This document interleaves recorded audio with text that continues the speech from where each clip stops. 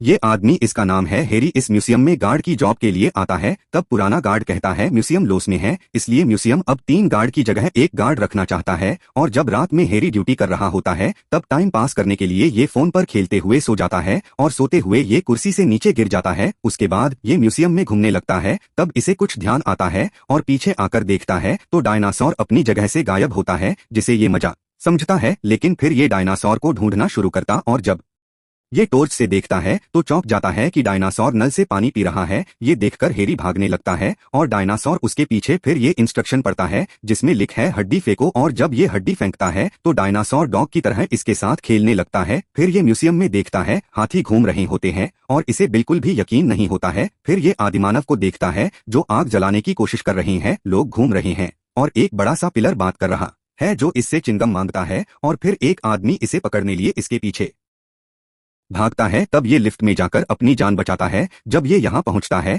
तो ये इस लड़की से इस सब के बारे में जानने की कोशिश करता है, लेकिन शीशे की वजह से इसे आवाज नहीं आती है। और ये जैसे ही जाने लगता है तब गिर जाता है। तभी कोई उसे रोकने लगता है और अचानक जंग शुरू हो जाती है और फिर इसे यहाँ से भागना पड़ता है। और फिर इंस्ट्रक्शन पड़ता है जिसमें लिखा है शेरों को बंद रखना वरना वो तुम्हें खा जाएंगे। तब ये इस आदमी से पूछता है शेर किधर है, तो ये इसे बताता है कि वो उधर है। और जैसे ही ये शेर देखता है डर जाता है और फिर पीछे से हाथी इसे धक्का दे देता है। तब ये गेट बंद कर देता है, लेकिन इसके इंस्ट्रक्शन पेपर गिर जाते हैं जिन्हें ये भागकर उठाने की कोशिश करता है और पेपर उठाकर सांप से बचते हुए ये पेड़ों में चिप जाता है। तभी बंदर इसके ऊपर से होकर जाने लगता है। फिर ये यहाँ से भागता है और शेर इसके पीछे आने लगते हैं। और जब ये गेट बंद कर देता है और शेर से बच जाता है, फिर पेपर उठाकर ये इंस्ट्रक्शन पढ़ता है और फिर चाबी देखता है। तब तक इसकी चाबी बंदर चुरा लेता है। तब ये इससे प्यार से चाबी लेने की कोशिश करता है और फिर धीरे धीरे बंदर इसके पास आता है और इसकी नाक काटने लगता है और फिर बंदर इसके ऊपर पेशाब करने लगता है। तब हैरी इस बंदर को डांटने लगता है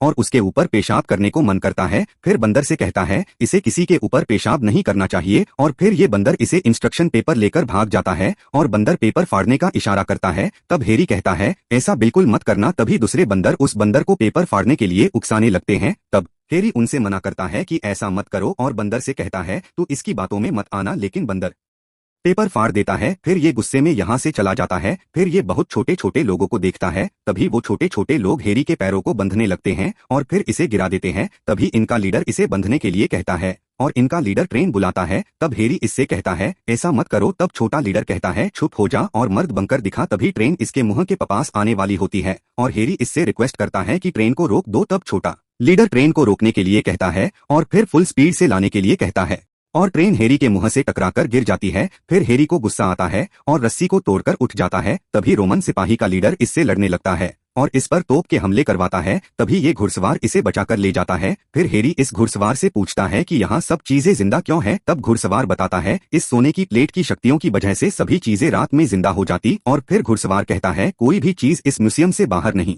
जानी चाहिए वरना वो सूरज की रोशनी में जलकर राख हो जाएगी। उसके बाद जैसे ही सुबह होने वाली होती है सभी चीजें वापस अपनी जगह जाने लगती है और सुबह होने के बाद सब चीजें बेजान हो जाती है।